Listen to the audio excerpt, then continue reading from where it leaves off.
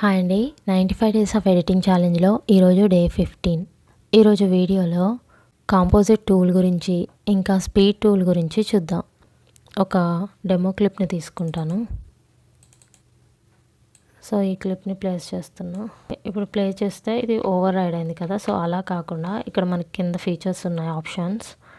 So అందులో suppose నేను add అన్నాను. సో ఇది చూడండి ఇలా ప్లే చేస్తుంటే ఎలా ఉందో.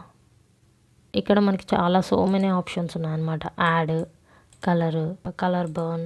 నేను యాడ్ని సెలెక్ట్ చేస్తున్నా. అయితే నాకు ఇలా స్క్రీన్ మొత్తం అక్కర్లే, ఓన్లీ బాటంలో కావాలి. సో అప్పుడు అగైన్ మళ్ళీ క్రాప్లోకి వెళ్ళేసి సెలెక్ట్ చేసి ఎంతవరకు కావాలనుకుంటున్నారో అంతవరకే క్రాప్ చేసి కొంచెం ఫెదరిద్దాము. సో ఇప్పుడు ప్లే చేసి చూద్దాం.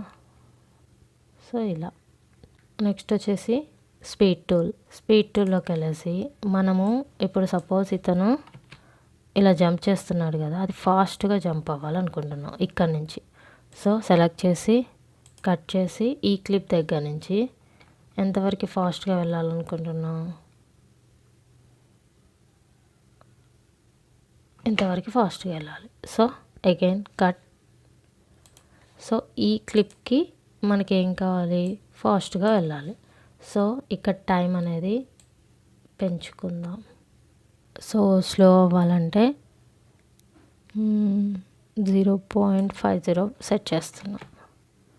సో స్లోలీ అగైన్ మళ్ళీ స్పీడ్ పెరగాలి. సో ఎంతవరకు,